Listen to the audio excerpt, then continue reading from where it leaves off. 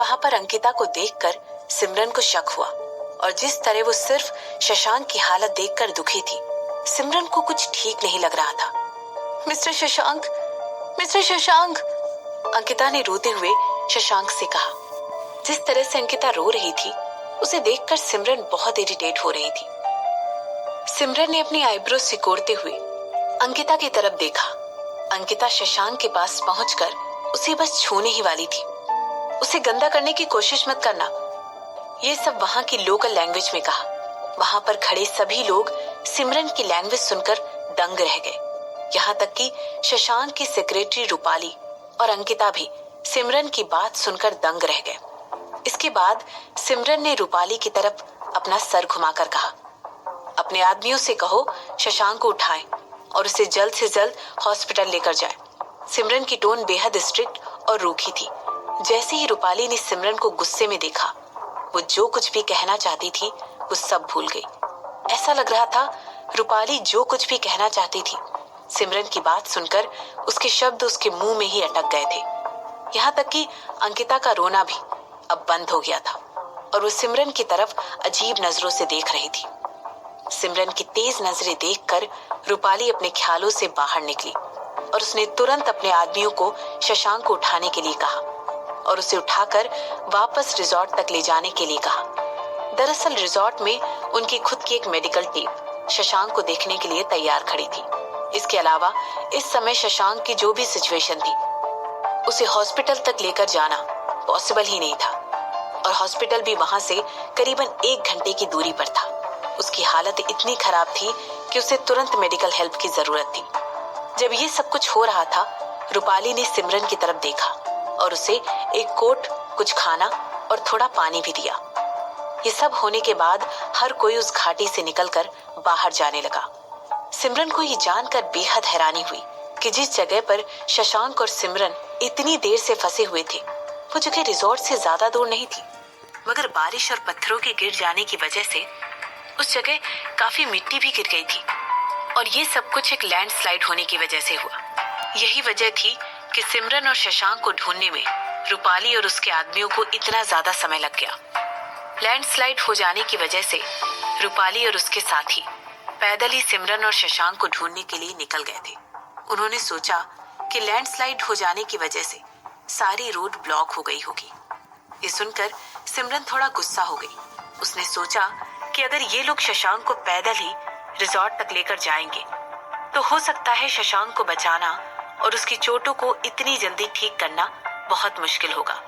मगर रूपाली ने सिमरन को ये एहसास दिलाया कि वो शशांक की चिंता ना करे, वो बहुत जल्द ठीक हो जाएगा। 1 घंटे से भी कम समय में पूरा ग्रुप शशांक को लेकर रिजॉर्ट तक वापस आ गया और इसके बाद उन्होंने तुरंत अपनी मेडिकल टीम के साथ शशांक का इलाज शुरू कर दिया। मैं ठीक हूँ, सिमरन ने खुद को दूर करते हुए कहा। एक फीमेल नर्स सिमरन के घाव पर दवाई लगाने आई थी। पता नहीं कैसे, लेकिन सिमरन ने उसे आते हुए देखा ही नहीं। मिस सिमरन, ये जो घाव आपकी कोहनी पर लगा है, अगर इसे ठीक से ट्रीटमेंट नहीं किया गया तो ये बहुत जल्द जख्म बन जाएगा, नर्स ने सिमरन को समझाते हुए कहा और इसके बाद उसने सिमरन के हाथ में दवा दे दी। फिर उसने सिमरन से कहा, डॉक्टर ने कहा है कि आपको ये दवा खानी पड़ेगी और उन्होंने ये भी कहा है कि आपको रेस्ट की सख्त जरूरत है।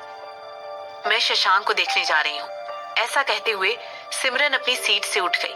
हालांकि नर्स ने जल्दी से दौड़कर सिमरन को बाहर जाने से रोक लिया।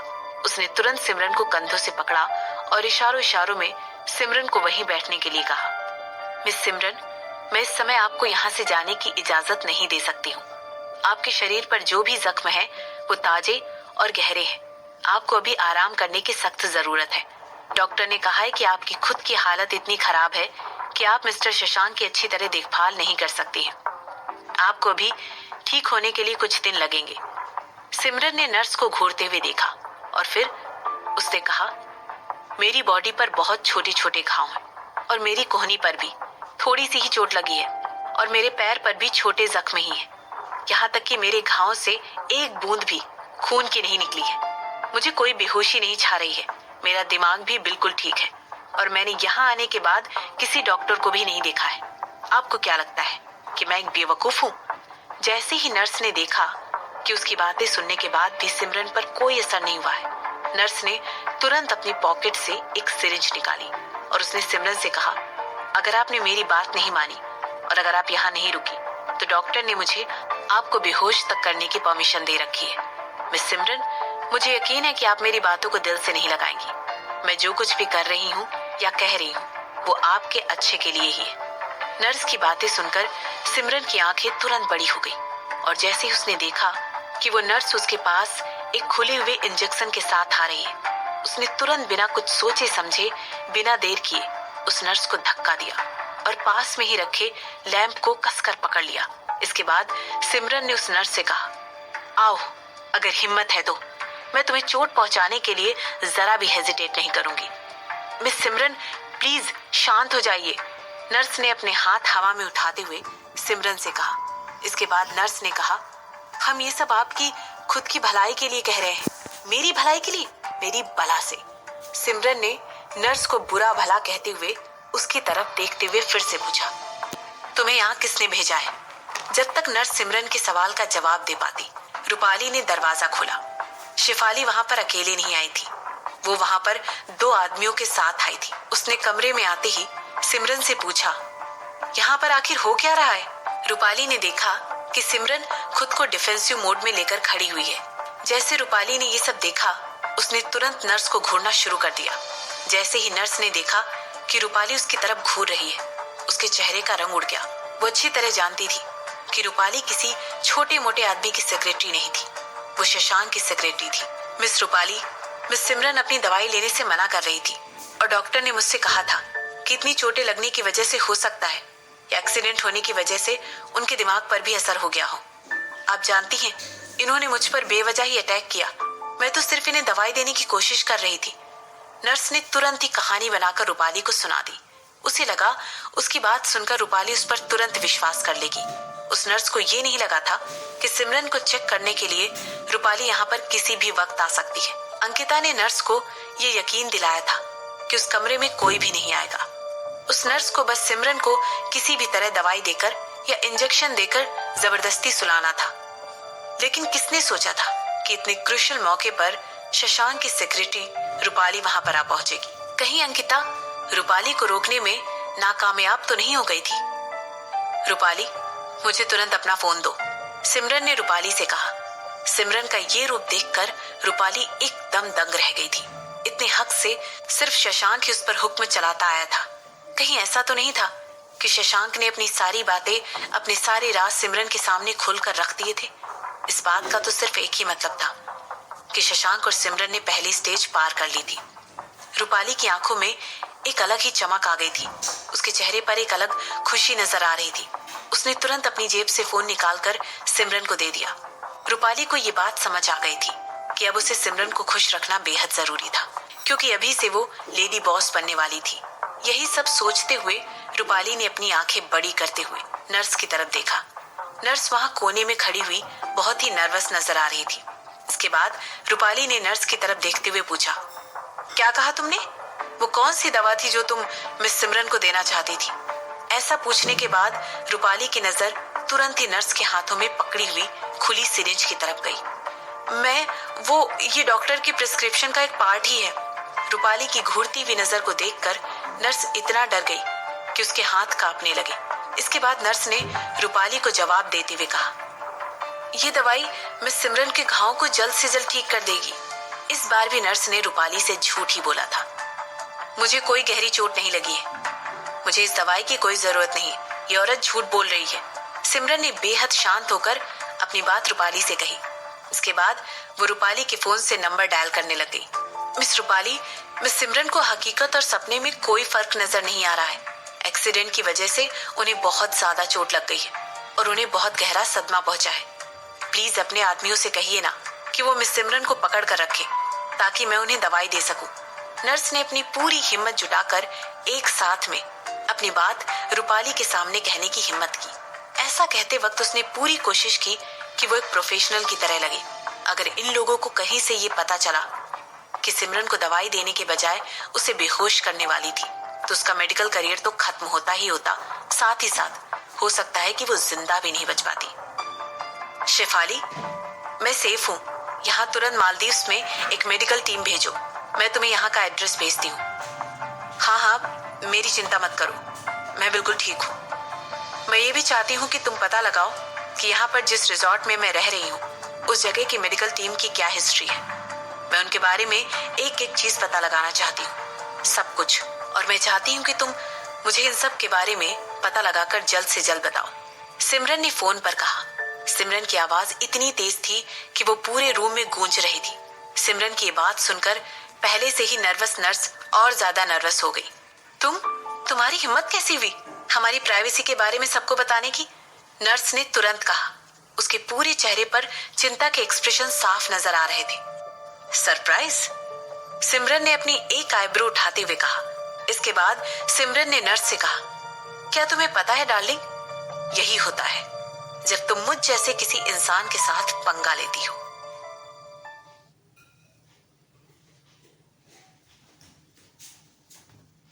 सेक्रेटरी शेफाली से जिस जगह पर वो रह रही थी वहां के मेडिकल स्टाफ का पता लगाने के लिए फोन पर कहा तो ये बात सुनकर बगल में खड़ी नर्स का जैसे चेहरा ही पीला पड़ गया हो।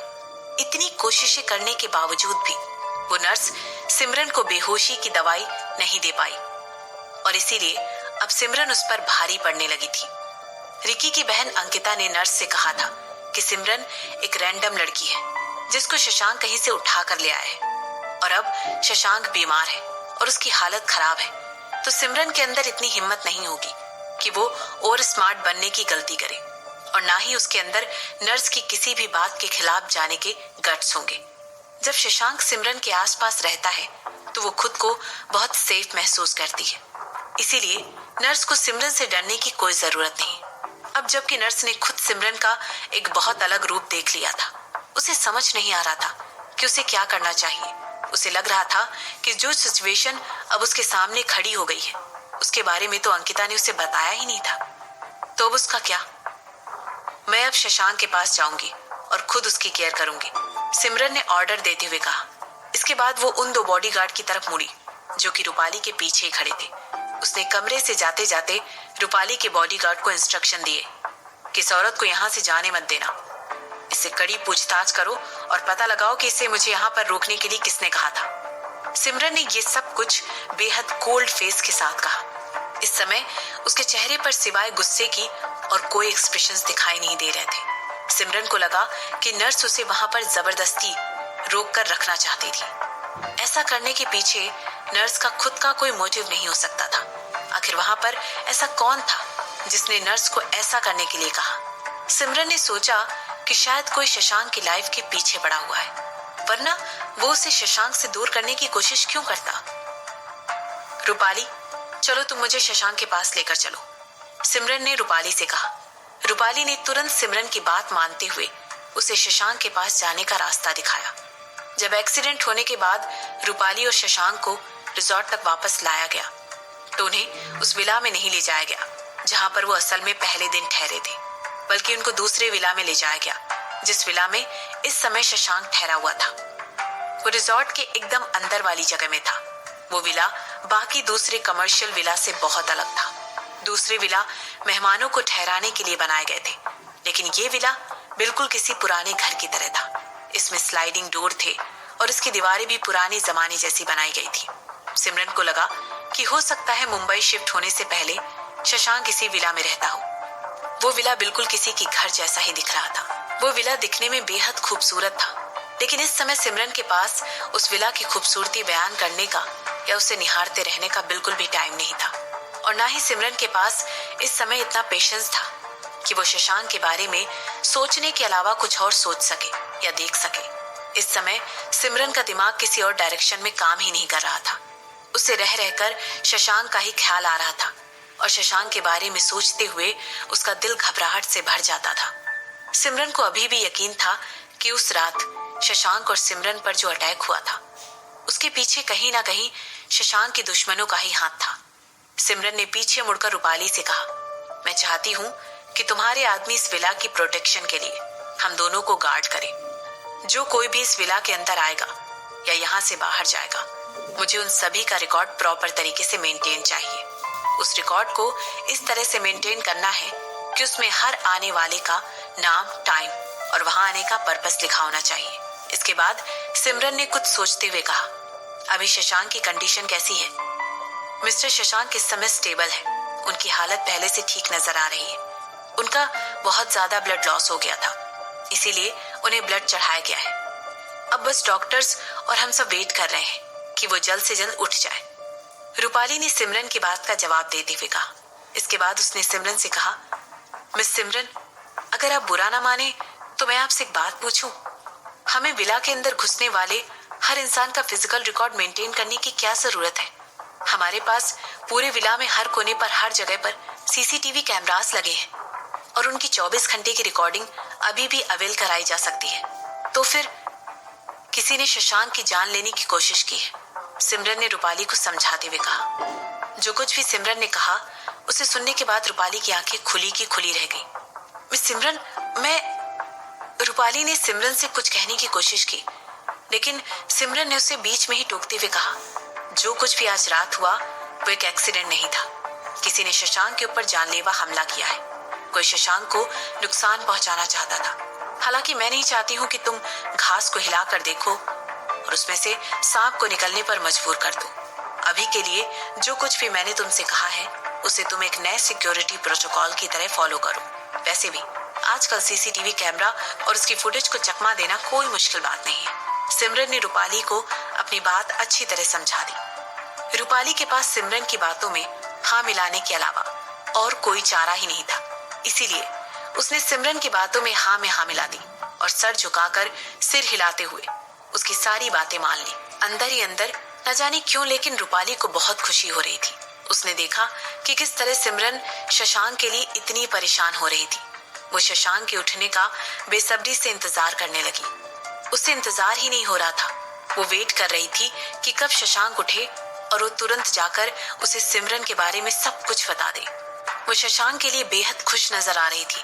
कई रास्तों से गुजर के और मुड़ने के बाद रूपाली और सिमरन दोनों ही शशांक के कमरे तक पहुंच गई। रूपाली ने तुरंत डोर को स्लाइड करके खोला, लेकिन जो कुछ भी उसने अपने सामने उस वक्त देखा उसे देखकर उसकी आंखें खुली की खुली रह गईं। डॉक्टर के अलावा रिकी और अंकिता दोनों ही वहां पर मौजूद थे। अंकिता फूट फूट कर रोने का नाटक कर रही थी, जिसे देखकर कोई भी आसानी से कह देता कि वो किसी ड्रामा से कम नहीं लग रहा था। इसके अलावा अंकिता डॉक्टर की बातें बिल्कुल एक अच्छी वाइफ की तरह सुन रही थी। तुम्हें इन दोनों को शशांक सर के बारे में हर छोटी से छोटी जानकारी और उनकी हालत के बारे में अपडेट करने के लिए आखिर किसने कहा है? रूपाली ने डॉक्टर से बेहद रूखी टोन में पूछा। सिमरन को पता था कि उस रूम में कई लोग मौजूद हैं, इसीलिए वो रूम के बाहर ही खड़ी हो गई और शशांक को देखने के लिए रूपाली के साथ अंदर नहीं गई।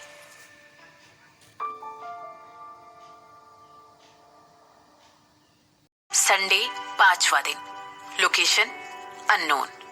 वहां रिकी और अंकिता शशांक के लिए परेशान हो रहे हैं और यहाँ सिमरन और शशांक अभी भी उसी जगह पर फंसे हुए हैं। सिमरन ने शशांक की चमकती हुई घड़ी की तरफ देखा।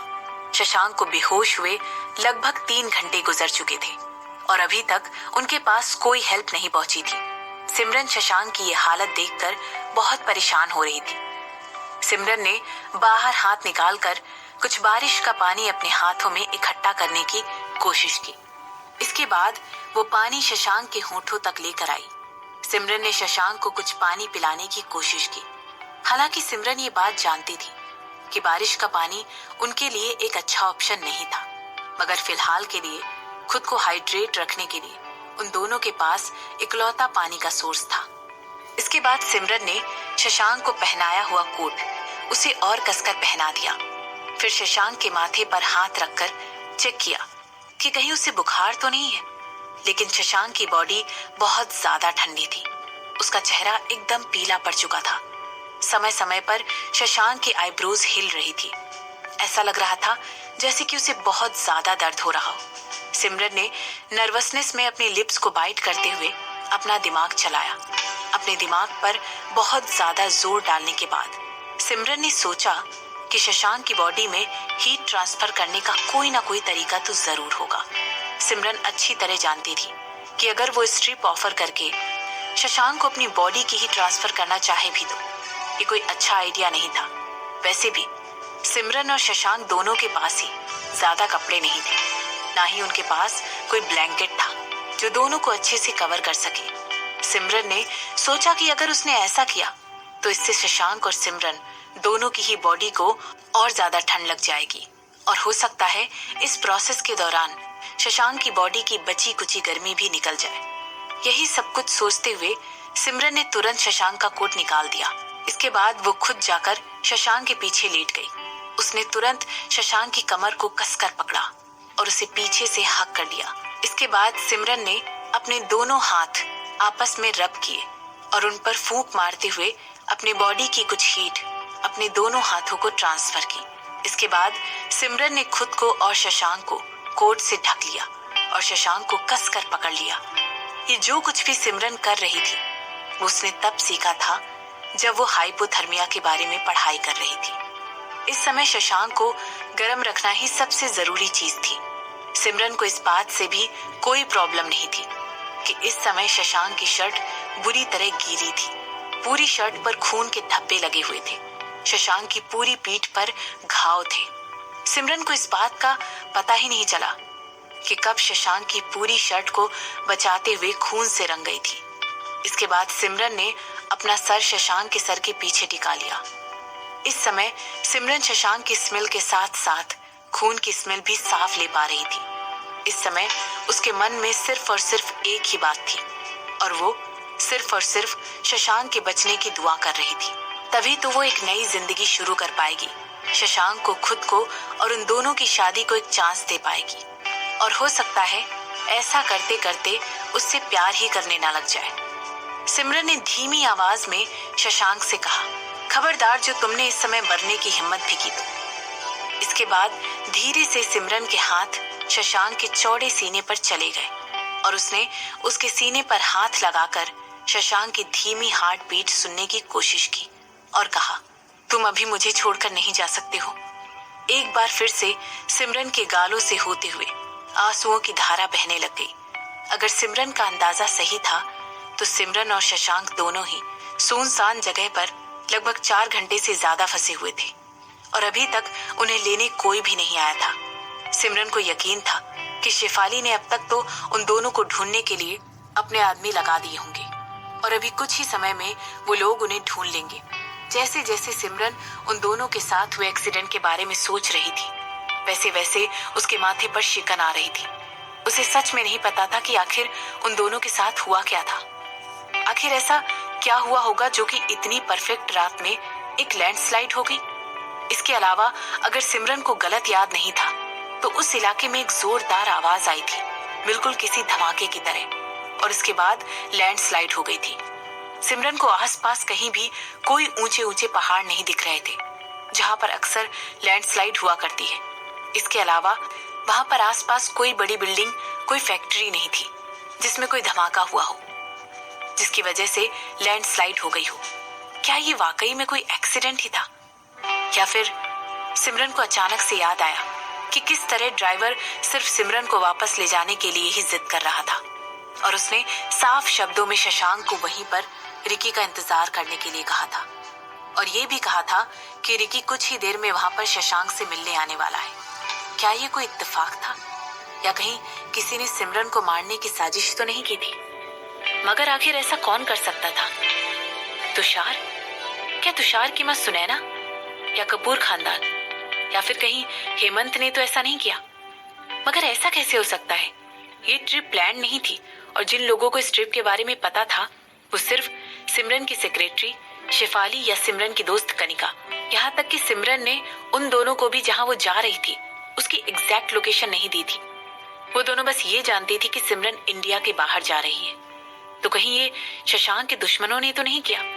मगर शशांक ने तो कहा था कि अब वो उस माफिया गैंग के साथ इन्वॉल्व नहीं है और जहां तक सिमरन शशांक को जानती है इतना भी बेवकूफ नहीं है कि किसी अनजान जगह वो किसी बॉडीगार्ड के बिना आ जाए, जबकि शशांक को अच्छी तरह पता है कि उसके दुश्मन हर जगह हैं और वो किस तरह उसकी जान के पीछे पड़े रहते हैं। मगर फिर वही बात, अगर उनका टारगेट शशांक था तो उन लोगों को सिमरन को शशांक से दूर करने की जरूरत ही नहीं थी और अगर ऐसा कुछ था भी तो उन्होंने सिमरन को क्यों अटैक किया? क्या वही सिमरन का इस्तेमाल करके शशांक को कमजोर तो नहीं बनाना चाह रहे थे? और जिस तरह उन दोनों पर हमला हुआ था, ये उस माफिया गैंग का स्टाइल भी नहीं लगता है। सिमरन ने अपने दिमाग पर बहुत जोर डाला और याद करने की कोशिश की कि आखिर जब उस पर हमला हुआ था तो उस समय क्या हुआ था। सिमरन को उस जगह की भाषा अच्छे से नहीं आती थी, लेकिन फिर भी वो उस जगह की लैंग्वेज समझ सकती थी। और ऐसा इसलिए था कि उसने अपने बिजनेस को बढ़ाने के लिए वो लैंग्वेज खुद ही सीखी थी और उसने उस लैंग्वेज की काफी प्रैक्टिस भी की थी, क्योंकि उसे बिजनेस के सिलसिले में अलग अलग इन्वेस्टर से मिलना ही पड़ता था और हर बार वो इसके लिए किसी पर भरोसा नहीं कर सकती थी। हालांकि अभी भी वो ये लैंग्वेज इतनी फ्लुएंटली नहीं बोल सकती थी, क्योंकि उसे इस लैंग्वेज का इस्तेमाल बहुत कम ही करना पड़ता था। लैंग्वेज को समझना और उसे रोज बोलने के लिए इस्तेमाल करना दो अलग चीजें थी। एक बार फिर सिमरन ने अपने दिमाग में अपनी पूरी ट्रिप को रिवाइंड करके देखा। उसने जिस जिस से बात हुई थी उस सारी बात को याद करके देखा, मगर उसे फिर भी कुछ अजीब नहीं लगा। इस ट्रिप में शशांक ने उसे जिन अनजान लोगों से मिलवाया था वो सिर्फ रिकी और उसकी बहन अंकिता थे। लेकिन क्योंकि वो दोनों ही शशांक के लिए काम करते थे, उन दोनों के पास सिमरन और शशांक को नुकसान पहुंचाने का कोई मोटिव भी नजर नहीं आ रहा था। फिर अचानक से सिमरन के दिमाग में अंकिता का नाम आया।